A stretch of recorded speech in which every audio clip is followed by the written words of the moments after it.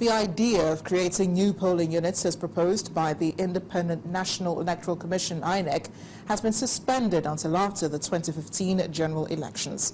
This decision was taken at a meeting of resident electoral commissioners where reports from state offices on reconfiguration and creation of additional polling units were reviewed.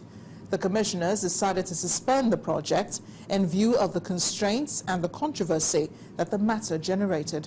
The commissioners, however, resolved to continue with the existing practice of using voting points to decongest the existing polling units, and also, as much as possible, relocate all polling units in unsuitable locations to more suitable ones, and then ensure that polling units in open spaces are moved to classrooms or other suitable enclosures. The Nasarawa state government has been reacting to the postponement of the distribution of the permanent voter cards in the state. At a meeting with traditional rulers and other interested parties in the state capital, Lafia, Governor Tanko Almakura said the postponement will give room for more public enlightenment and voter education campaign. Nasarawa state was said to have received only 30% of the PVCs out of the over 1.2 million registered voters. The PVC distribution will now hold from November 28th to the 30th in the state. The exercise will commence from Friday up to Sunday, all things being equal. We're just waiting for the green light to assure people that the exercise will commence tomorrow. Already, publicity, sensitization, and enlightenment has already gone by the INEC and also by the Ministry of Information. Once we get the green light, we are going to make the pronouncement. Nasarawa State Governor Tanko Almakura has turned out to security in the country as the survivors of the Potiskum attack battle to remain alive. Some parents have been speaking on the last moments that they shared with their children who died in the cruel attack. The residents who now live in fear have appealed for the deployment of more military personnel to guarantee their safety. Yesterday's attack was carried out by a suicide bomber who disguised himself as a student and infiltrated the assembly ground of the Government Science Technical School, Potiskum, where he detonated the explosive device. This is Government Senior Science Secondary School, Potiskum, where a suicide bomber on Monday killed scores of students and left so many others injured. Conflicting casualty figures from the explosion have been stated. While it has been widely reported that over 40 people died, the principal of the school, Sanda Mustafa, told Channels Television off camera that the death toll in the attack is 35.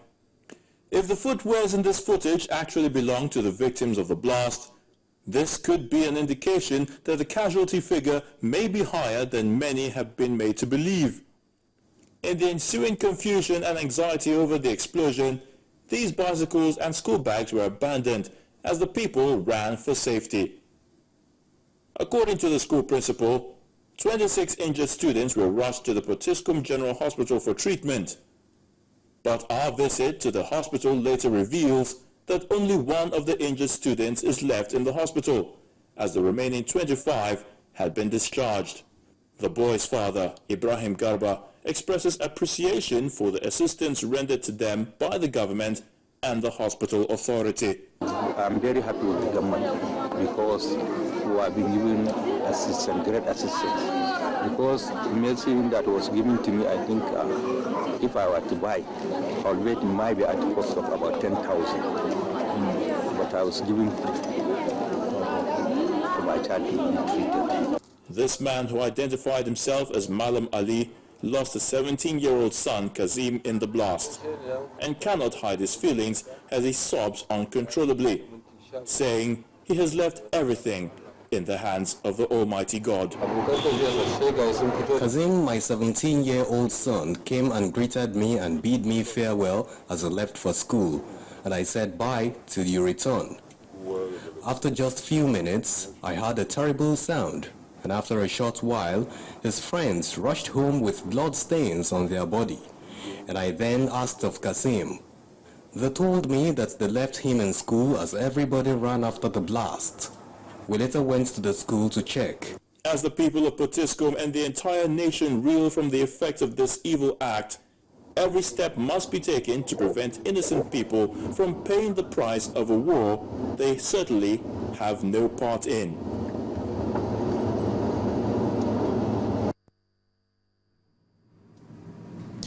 In the meantime, the U.S. mission in Nigeria has expressed its condemnation of the recent attacks on Nigerians in the past few weeks. In a statement sent in by the embassy in Abuja, the United States says it condemns incessant attacks in the strongest terms, referring to the suicide blasts on an Ashura procession in Potiskum, Yobe State, also the blasts in Gombe State and Azare in Bauchi State, and most recently the school assembly blast in Potiskum, Yobe State, among others that have happened within the month in northern Nigeria. They said what is worse is this uncertainty in the casualty figures. The mission, however, has offered its condolences to the injured and the families of those who lost loved ones in the attacks.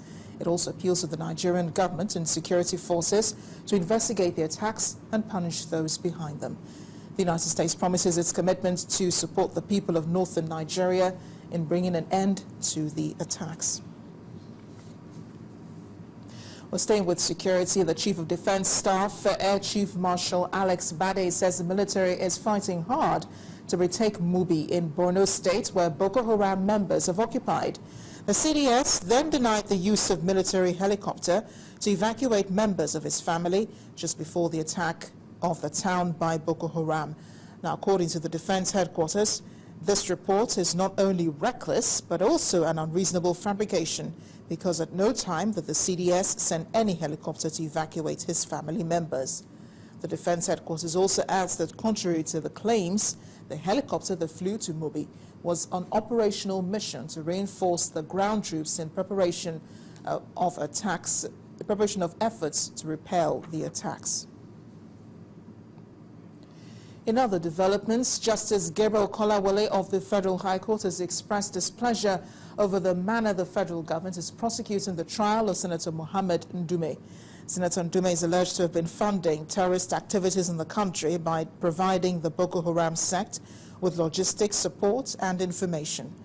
At the resumed trial at the Federal High Court Abuja today, the embattled senator and his team of lawmakers, led by Mr. Ricky Tafa, were in court, but neither the Attorney General and Minister of Justice, who's prosecuting counsel, nor any of the lawyers from his office was around for the proceedings. Justice Kolawole noted with dismay that the federal government, which has been grappling with the rising wave of terrorism in the country, ought to be more diligent in the prosecution of the lawmaker. The case has been adjourned to January 29, 2015 for continuation of trial. The matter was for continuation of trial. The prosecution were not here. Neither was any indication from them that they were not going to be here. So in the circumstances, the matter had to be adjourned. Unfortunately, the court could not give us any date in the year again. You could see how busy they are. And, the option available was to adjourn it to sometimes next year. And the matter has been adjourned to the 29th of January. 2015 for continuation of trial, and the court also ordered that hearing notice be issued to the prosecution who were absent in court. You know, it's a case management issue. You know, we've taken about 3 witnesses. If they have, we want to defend the case. So there is really no hurry to say we will make any application that could be adverse to a meaningful determination of the charge against the accused person. We are satisfied with the defense of the case. Students of the 4 striking tertiary institutions in Edo State have joined their lecturers in calling for an end to the prolonged industrial action by the workers. The students, who addressed journalists at the NUJ Press Center in Benin City, appealed to the governments, the lecturers and other workers to end the dispute so they can go back to school. Meanwhile, leaders of the coalition of tertiary institutions, on their part, organized a prayer session at the Oba Akenzwa Cultural Center aimed at the resolution of dispute between them and the management of the schools. Before now, staff of the 4 striking Edo State-owned tertiary institutions have employed several methods to agitate for an end to the impasse between the unions and the management of the schools.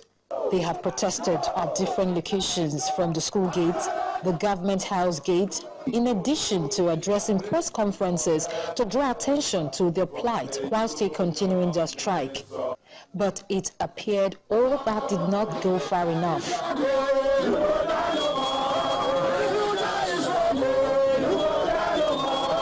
With the failure of the previous methods, the striking lecturers changed gear, and this time they brought in Christian and Muslim clerics to help out with prayers.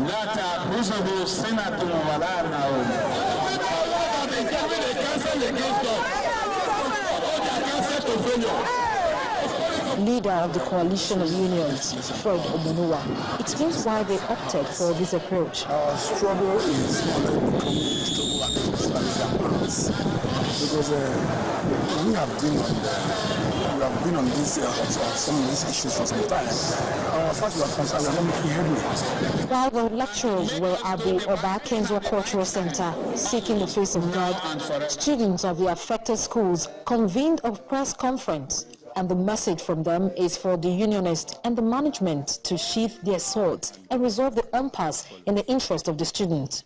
The state government and the staff union should resolve their issues that are destabilizing our academic activities. That henceforth, the government and staff unions should desist from causing delay to our academic activities on our campuses. Most of our year 3 students, our final year students, who have written direct entries into various institutions to pursue their academic career, they are home. They no result for them to pursue their academic profession. It's been 3 months since the coalition of unions embarked on the industrial action, and if their body language is anything to go by, the action may not end anytime soon. But one cannot rule out the possibility of divine intervention in the matter. Return to health matters now. The Nigerian Institute of Medical Research has appealed to the federal government to increase funding for research in the health sector to eradicate infectious disease in the country. The Director General of the agency, Professor Innocent Uja, explained that in spite of the success recorded in the fight against the Ebola virus disease, Nigeria still has a huge infrastructural deficit in the industry that needs to be urgently addressed.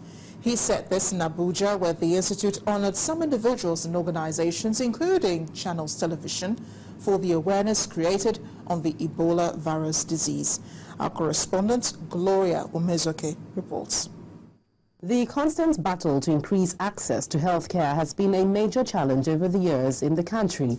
Medical researchers persistently reiterate that the 2015 target of the health-related Millennium Development Goals, which includes reducing 2/3 of the child and maternal mortality rate and combating AIDS, malaria, and other infectious diseases in Nigeria, appears to be far-fetched. In the 80s, there was nothing, few people knew about this. But now even village people, even the press, even the market women, they now know that maternal mortality is a very big problem in Nigeria. In a way, we are making some progress, but probably the progress is not good enough. We don't have a very good health care system. On it, we are having this double burden of epidemic. We have to develop a policy that will tackle both infectious diseases and non-communicable disease together. At this conference, it tracked the performance of health-related MDGs and the role of evidence by the Nigerian Institute of Medical Research. The worry over poor research is clear. We are looking into how to provide solutions to this challenge, because it will be unfortunate really to come this far and have all the gains reversed. Federal Ministry of Health, under my watch, is also committed to ensuring the achievement of universal health coverage for all Nigerians, including those living with HIV and AIDS. At its second international conference, the Nigerian Institute of Medical Research further honored individuals and organizations who have distinguished themselves in the fight against the Ebola virus disease, including Channels Television.